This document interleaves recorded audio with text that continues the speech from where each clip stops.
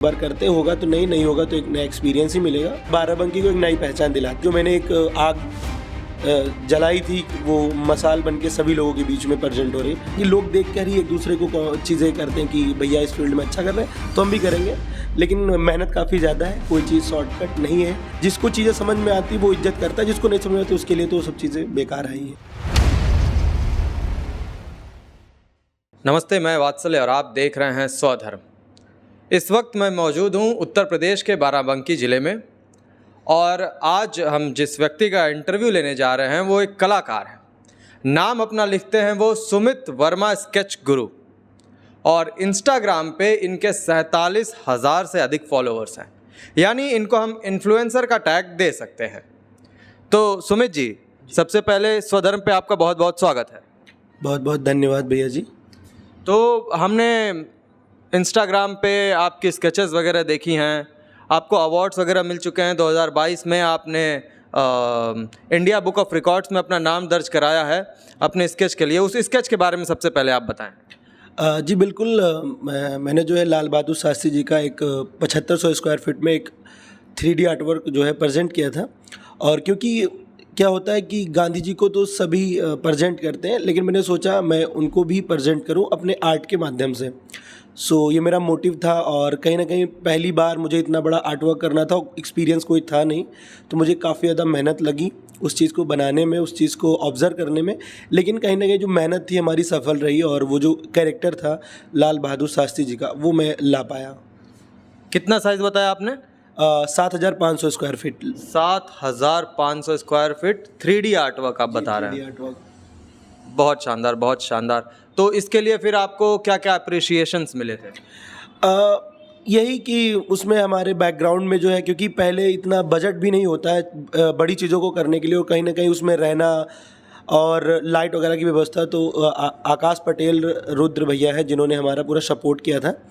और इसे बनाने में तकरीबन मुझे 40 घंटे का वक्त लगा था, जो कि ऑन रिकॉर्ड है, गूगल पे आप सर्च करेंगे तो वहाँ पे चीज़ें मिल जाएंगी।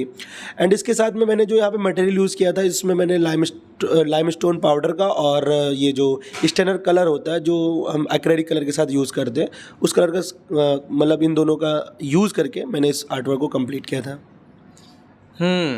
तो आइडिया कहाँ से आया कि एक इतनी बड़ी कलाकृति हम बनाते हैं लाइमस्टोन पाउडर का इस्तेमाल करके, तो ये विचार कैसे डेवलप हुआ?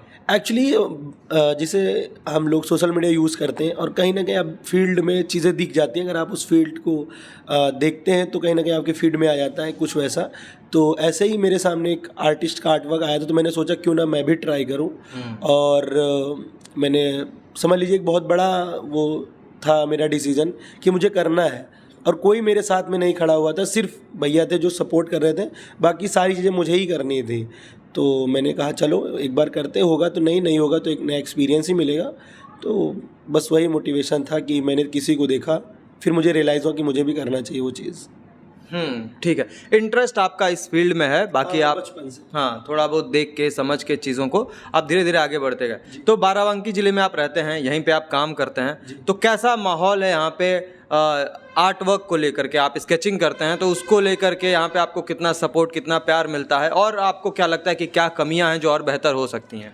एक्चुअली बात करें अगर हम आर्ट के क्षेत्र में, तो मेरे से पहले से काफ़ी सारे लोग हैं जो इस फील्ड में काम करते हैं, लाइक वॉल पेंटिंग वगैरह, बट रियलिस्टिक में उस टाइम पे कोई नहीं था। और जैसे मैं इंटर पास आउट हुआ तो मैंने सोचा कि इस फील्ड में जाऊं, लेकिन कहीं ना कहीं फ्यूचर को लेकर थोड़ी सी टेंशन होती कि पता नहीं मैं उस चीज़ को करके अपना फ्यूचर जो अपना मतलब लाइफ है सर्वाइव कर पाऊँगा कि नहीं।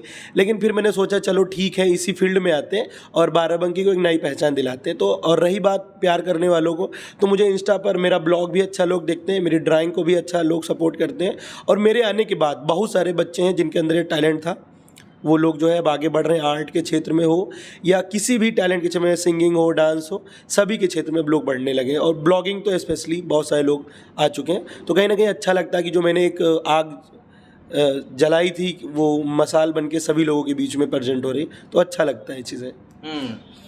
सही कहा आपने।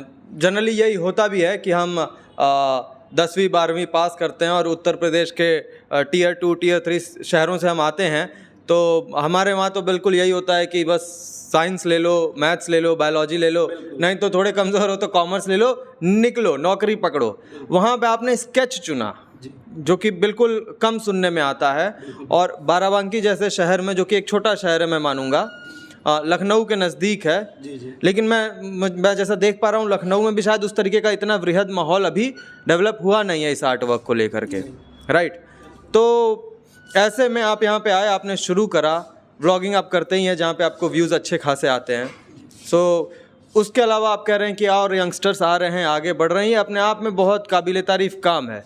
तो इसको लेकर के आप बाराबंकी में कुछ और काम आगे बढ़ाने का सोच रहे हैं, या कैसे लेकर के इसको आगे बढ़ने का सोच रहे हैं? एक्चुअली जैसे बाराबंकी की जो लैंग्वेज है, गांव की लैंग्वेज जिसे हम लोग देहाती लैंग्वेज बोलते हैं, तो मैं उसे भी प्रमोट कर रहा हूँ। मैं ज़्यादातर अपने ब्लॉग्स जो है उसी लैंग्वेज में बनाने की कोशिश करता हूँ, ताकि जो हमारी मातृभाषा है, मतलब जो हमारे बाराबंकी की तो बाराबंकी जिस भाषा में आप करने का प्रमोट कर रहे हैं वही भाषा हमारे सामने हमारे दर्शकों को सुनाएं, आप उस भाषा में इंटरव्यू दें। बिल्कुल, हम कोशिश कर सकते हैं। तो क्या होता है कि जैसे हमने स्टार्ट किया कि चलिए हमें ब्लॉग स्टार्ट करना है, तो हम वहाँ पे यूज़ करते हैं कि तो भैया देखो हम आ चुके हैं इस जगह पर, और यहाँ कर वीडियो शूट करे जाए थे। अगर आप लोग यहाँ पर पहले आए हो तो नीचे कमेंट में बता दो, नहीं आए हो तो ठीक है, बाकी हम वीडियो देख के जान लियो। तो कुछ ऐसा करके रहा, थोड़ा फ़नी मोमेंट करके, तो ठीक ठाक रहा, लोग मज़े के साथ में देखते हैं।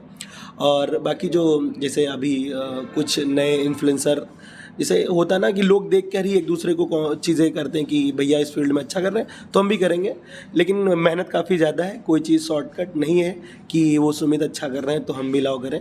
रिस्क है, तो पढ़ाई भी करनी है साथ में, उसके साथ में चीज़ें करनी। जब इधर आप सक्सेस हो जाए तब आप दूसरी चीज़ को छोड़ें। ये बहुत बढ़िया मैसेज दिया आपने, और ये युवाओं को मैसेज जाना भी चाहिए कि भैया छोटे छोटे बच्चे हैं जो कैमरा उठा ले रहे हैं, रील बनाने लग रहे हैं, नाचने गाने लग रहे हैं, तो भाई पढ़ाई करते रहो, साथ साथ अपना नॉलेज आना चाहिए। जो भी क्रिएटिव फील्ड में हो उसमें भी नॉलेज की बड़ी आवश्यकता होती है। बिल्कुल। क्या होता है कि जैसे मैं बाइक से निकला घर से, लेकिन अरे सुमित भैया देखो जा रहे हैं वीडियो शूट करें, उनको लगा कि बड़ा आसान है, लेकिन हम उससे पहले रात में यहाँ जग कर 12 घंटा 13 घंटा आर्टवर्क बनाई थे कि ताकि हमका दूसरे का आर्टवर्क देना है, तब हम अपने ब्लॉगिंग के क्षेत्र में निकले थे। क्योंकि हमारा उधर है, ऐसा नहीं कि उसको हमने छोड़ के फिर हम इस काम को कर रहे हैं, तो हम कई चीज़ों को एक साथ लेके चल रहे हैं। तो ऐसा नहीं कि आप हमें देखो तो सब कुछ छोड़ छाड़ के पढ़ाई लिखाई ब्लॉगर ही बनने चल गए, तो ऐसा नहीं है। पढ़ाई भी करनी है और जब समय मिले फालतू के गेम ना खेल के आप अपनी स्किल पे काम करिए तो ज़्यादा आपको फ़ायदा मिलेगा। नहीं, बढ़िया का ये बात कि स्किल पे काम करिए।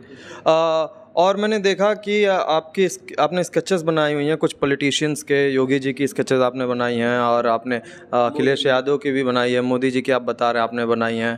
तो इसको लेकर के क्या रिस्पॉन्सेज आते हैं? एक्चुअली जब मुख्यमंत्री जी दोबारा मुख्यमंत्री पद के लिए चुने गए थे, तो मैंने जो है अपने सफदरजंग चौराहे पर एक स्कूल पढ़ता है, नेताजी श्यामलाल यादव इंटर कॉलेज करके, तो मैंने वहाँ पर उनका 3000 स्क्वायर फीट में एक पोर्ट्रेट तैयार किया था, कलरफुल था। और उसके साथ में अभी हमारे प्राइम मिनिस्टर सर बाराबंकी आए हुए थे, तो उनके स्वागत के लिए मैंने उन्हीं के स्टेज के सामने एक आर्ट वर्क को प्रेजेंट किया था, वो भी कलरफुल ही था। और इसमें जो मटेरियल यूज़ करता हूँ यही भट्टे की राख वगैरह, और ये जो पीला ईंटा बोलते हैं हम लोग, गेरू, उन सब का यूज़ करके मैंने बनाया हुआ था। काफ़ी अच्छा रिस्पांस रहता है और काफ़ी सपोर्ट मिलता है। और कहीं ना कहीं देखिए, हम लोगों का काम ये रहता है कि एक आर्टिस्ट का, कि हम जो अपनी कला है वो लोगों के सामने प्रेजेंट करें। जिसको चीज़ें समझ में आती वो इज्जत करता है, जिसको नहीं समझ में आती उसके लिए तो सब चीज़ें बेकार आई हैं। तो इस चीज़ से हम कभी डिमोटिवेट नहीं होते हैं, हम अपना बेस्ट देने की पूरी कोशिश करते हैं, बस ये चीज़ हमारा रहता है। अच्छा, तो इस पे आप मुझे ये बताइए कि बहुत लोगों का ये प्रश्न भी होगा जो इस क्षेत्र में आगे बढ़ना चाहते हैं, कमाई का क्या हिसाब किताब है? देखिए, जब आपकी एक स्किल पर अच्छी पकड़ होगी तो मुझे नहीं लगता है कि आप जो है कमाई नहीं कर पाएंगे। आपको कुछ भी आता हो, बस आप उसमें मास्टरी कर लीजिए। वो चाहे आपको अच्छा चलना आता हो, अच्छा दौड़ना आता हो, अच्छा बोलना आता हो, या अच्छी ड्राइंग करनी आती हो, या अच्छा डांस कर ले, तो कुछ भी करिए, बस आपके अंदर उसमें मास्टरी होनी चाहिए, आप उसमें कुछ अलग करने का जज्बा हो। और जो आप ये जैसे कह रहे हैं कमाई, मैं जैसे पोर्ट्रेट बनाता हूँ, बेसिकली मेरे जो भी पोर्ट्रेट होते हैं मिनिमम 2000 के होते हैं, और मैक्सिमम तो आप जैसा मीडियम सेलेक्ट करेंगे उस हिसाब से उसका प्राइस होता है। बट मैं एक दिन में एक पोर्ट्रेट तो बनाता ही हूँ रोज़। तो पर डे 2000 का निकल जाता है आराम से। अच्छा जी, मतलब अभी हम इतना कह सकते हैं कि घर चलाने भर का आप कर ले रहे आराम हैं और बाकी चीज़ें आगे धीरे धीरे बढ़ती रहेंगी। अब ऐसे होगा कि मैं शो ऑफ कर रहा हूँ, लेकिन आज मेरे हाथ में जो फ़ोन है, शायद मेरे पिताजी खेती करते हैं और मेरी औकात नहीं होती कि मैं फ़ोन ले पाऊँ। ये आईफोन है। जी, आईफोन का एकदम लेटेस्ट वाला मॉडल है 16 प्रो, और जो मैंने ऑन कैश लिया है, मैंने सिर्फ अपनी मेहनत की कमाई से लिया है। जी। तो भैया देख लो, पैसे वैसे आ रहे हैं सुमित भैया के, और अच्छा कर भी रहे हैं और ये। एक चीज़ मैं और बोलना चाहूँगा, जो भी हमारे यूथ हैं जो आगे आ रहे हैं, किसी को देख के आप अपने पैसे मत बर्बाद करिएगा, क्योंकि मुझे अब इसकी ज़रूरत थी, तब मैंने इस चीज़ पर अपने पैसे इन्वेस्ट किए। अदरवाइज़ ये नहीं कि मेरे पास है तो तुम्हारे पास होना चाहिए, क्योंकि मुझे अब इसकी ज़रूरत है, क्योंकि इसी से मुझे पैसे कमाने हैं। पहले मैंने भी एंड्रॉयड फ़ोन यूज़ किए, सस्ते यूज़ किए, धीरे धीरे तब जाके मैं चौथी बार शिफ्ट पे यहाँ पे आया हूँ। ऐसा नहीं कि एक बार में सीधे 1 लाख प्लस, तो चीज़ें धीरे धीरे करके, तो ये चीज़ का ज़रूर ध्यान रखिएगा। तो ये आईफोन जो है ये शौक नहीं है, ये इन्वेस्टमेंट है, बहुत सोची समझी प्लानिंग के साथ ये आ रहा है। चलिए बहुत बढ़िया। तो अब आगे भविष्य में आपकी क्या प्लान्स हैं? देखिए, इसी फील्ड में तो मैं रहूँगा। हालांकि अभी कोई जॉब वगैरह करने का कोई मेरा वो है नहीं, क्योंकि मैं जब डिसाइड किया था कि मुझे इस क्षेत्र में जाना, तो मैंने उस टाइम पे ये दिमाग से निकाल ही दिया कि जॉब वगैरह का कुछ सिस्टम है और इसी में अच्छे से अच्छा और अपना बेस्ट देना है बस। कोई इंस्टीट्यूट या कोई लर्निंग सेंटर कुछ ऐसा है जहाँ पे आपको लगता हो कि आपने सीखा हो या फिर आप सीख सकते हैं, या फिर औरों को आप रेकमेंड करेंगे? बिल्कुल, फ्यूचर में कुछ प्लान है कि इस फील्ड में कुछ बच्चों के लिए किया जाए, लेकिन अभी उसके लिए हम कैपेबल नहीं हैं। लेकिन जब भी होंगे तब ज़रूर बाराबंकी में एक ऐसा इंस्टीट्यूट वगैरह रहेगा जिसमें जिनके पास स्किल है, वो किसी भी लेवल की स्किल हो, जैसे परफॉर्मेंस आर्ट का हुआ जिसमें डांस, सिंगिंग और भी बहुत सारी चीज़ आती हैं, इंस्ट्रूमेंटल, तो सारे लोगों को मैं रखूँगा और एक अपना इंस्टीट्यूट रखूँगा, उसमें सभी बच्चे आएँ, अपना सीखें और अपनी स्किल पर काम करें। आपने कहाँ से सीखा है? ये मेरा गॉड गिफ्ट है, मैं बचपन से चीज़ें पे प्रैक्टिस करता आया हूँ। हालांकि मैंने बीच में बैचलर ऑफ फाइन आर्ट में एडमिशन भी लिया था लखनऊ मेन कैंपस में, लेकिन मैं किसी कारणवश कंप्लीट नहीं कर पाया। लेकिन मैंने अपना जो स्किल था उसको छोड़ा नहीं और आज मैं बहुत अच्छा कर रहा हूँ। लखनऊ विश्वविद्यालय? जी, लखनऊ विश्वविद्यालय से। लेकिन ड्रॉप आउट करना पड़ा? मैंने ड्रॉप आउट कर दिया था। अच्छा। मैंने 2 साल कंप्लीट करने के बाद ड्रॉप आउट कर दिया था। एक इंस्टाग्राम पोस्ट में अखबार की कटिंग डाली थी आपने, उसमें मैंने पढ़ा था कि आपके नाना जी जो हैं वो आपके इंस्पिरेशन है इस। जी, एक्चुअली मम्मी, मैंने भी देखा 1-2 बार, मम्मी बताया करती कि उनको आर्ट में काफ़ी ज़्यादा रुचि थी। अच्छा जी, तो कहीं ना कहीं मेरे अंदर उन्हीं के माध्यम से आया हुआ है। जेनेटिक है मामला। बिल्कुल। चलिए बहुत बढ़िया बात है, आपने अपनी प्रतिभा को सम्मान दिया, आप उस चीज़ को आगे लेकर बढ़ रहे हैं, ये निश्चित तौर पे औरों के लिए प्रेरणा का स्रोत बनेगी। हाँ, तो सुमित आप हमें बताइए कि वैसे तो हमने बात कर ली शास्त्री जी के बारे में, उनका स्केच आपने बनाया, पॉलिटिशियंस का तो आपने बनाया ही है पॉलिटिशियंस का, उसके अलावा आपके और क्या क्या प्रमुख आर्ट वर्क्स रहे हैं अभी तक के? एक्चुअली मैंने शास्त्री जी के बाद तकरीबन 8 से 9 बड़े आर्ट वर्क काम किए और अलग अलग डिस्ट्रिक्ट में जाके, हालांकि किया यूपी में ही है, तो जिसमें हमने जो है 26 जनवरी को 5 महापुरुषों का मैंने 3D आर्ट वर्क कंप्लीट किया था और राम जी का मैं मुजफ्फरनगर में करके आया हूँ 6000 स्क्वायर फीट। और जिस स्कूल से मैं पढ़ा हूँ उस स्कूल के जो फाउंडर थे, मैंने उनका आर्ट वर्क बनाया हुआ था। मोदी जी आए थे, उनका बनाया था। योगी जी मुख्यमंत्री चुने गए थे, मैंने उनका 3000 स्क्वायर फीट में बनाया था। एंड उसके अलावा मैं अभी गोंडा होके आया हूँ, वहाँ पर जो ब्रजभूषण जी का और राहुल भैया का मैं बना के आया हूँ 3D आर्ट वर्क वहीं से। तो ऐसे ही करके मेरे आर्ट वर्क हैं और इन लोगों की तरफ से मतलब जो भी मैंने आर्ट प्रेजेंट किया, बहुत अच्छा रिस्पांस रहा और काफ़ी लोगों ने तारीफ़ भी करी और कहीं ना कहीं उसी की वजह से मुझे दूर दूर से बुलाया जाता है कि आप आइए और कुछ इस लेवल का काम करिए, तो अच्छा लगता है। मतलब धीरे धीरे दूर दूर तक रीच आपकी जा रही है जी। और प्रोत्साहन मिल रही है, बहुत बढ़िया बात है। इसके अलावा ये आप स्केच वर्क तो कर ही रहे हैं, साथ में इससे आपको प्रसिद्धि भी मिल रही है, और भी कुछ हॉबीज़ हैं, कुछ और भी आप काम इधर उधर करते हैं छोटे मोटे या फिर? जैसे कि मान लीजिए पिताजी गांव में खेती है, तो कभी कभी खेती भी करने चले जाता हूँ भाई लोगों के साथ में, पिताजी के साथ में। और उसके अलावा घूमना पसंद है, गाने वगैरह सुनना पसंद है और लोगों से बातचीत करना पसंद है, ताकि एक दूसरे को जान सके उन्होंने क्या लाइफ में किया है और अभी क्या क्या बाकी है, मुझे लाइफ में कुछ करना है। और जब लोगों से मिलते हैं तो कुछ ना कुछ नई जानकारी मिलती है, तो ये लगता है कि हाँ अभी बाकी है लाइफ में चीज़ें करना। तो फील्ड बहुत बड़ी है, बस आपके अंदर जज्बा होना चाहिए करने का, आप डेफिनेटली अच्छा करेंगे। परिवार की बात करते हैं तो मैंने फ़ोटोज़ देखी इंस्टाग्राम पे, आपकी शादी हो चुकी है। तो सबसे पहले तो वैवाहिक जीवन कैसा चल रहा है और पत्नी का क्या रुख है, आपके काम के प्रति कितना सपोर्ट है? देखिए, लोग मुझे देखकर ही पता कर सकते हैं कि मैं शादी के बाद मेरी ज़िंदगी कैसी है, और बहुत अच्छी चल रही, कोई दिक्कत नहीं है। एक बेटा भी है, अव्यान, 8 मंथ का, और उसके अलावा फैमिली पूरी सपोर्टिव है, और मोनालिसा नाम है वाइफ का, और बहुत अच्छा सपोर्ट रहता है उसका हर एक चीज़ को लेके, कि जैसे मेरा इंस्टाग्राम वो खुद हैंडल करती है, रिप्लाई वगैरह वो देती है, क्योंकि मैं पूरा दिन बाहर रहता हूँ।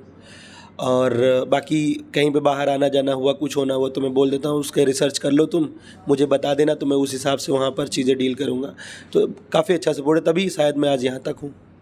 मतलब आपके काम में एक्टिव पार्टनर हैं आपकी पत्नी। बिल्कुल, ये बढ़िया बात है, होना भी ऐसा चाहिए कि मिलजुल के काम करो, आगे बढ़े, सारी चीज़ें। तो चलिए फिर, बहुत मज़ा आया सुमित से बात करके आज, और उम्मीद है कि ऐसे और लोग आगे आएंगे और हमें ऐसे और लोगों का इंटरव्यू लेने का मौका मिलेगा। सुमित से दोबारा मिलने का इंटरव्यू लेने का मौका मिलेगा, और आप अगली बार कोई नए रिकॉर्ड के साथ आएंगे, है ना? बिल्कुल, बिल्कुल।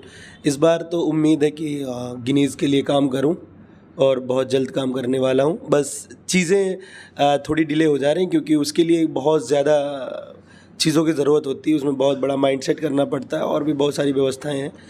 तो लेके आएंगे कुछ बड़ा और धमाकेदार। चलिए, तो सुमित ने हमें हिंट दे दिया है, कुछ बड़ा और धमाकेदार आने वाला है। हमें भी प्रतीक्षा रहेगी, फिर मिलेंगे सुमित से। Thank you Sumit.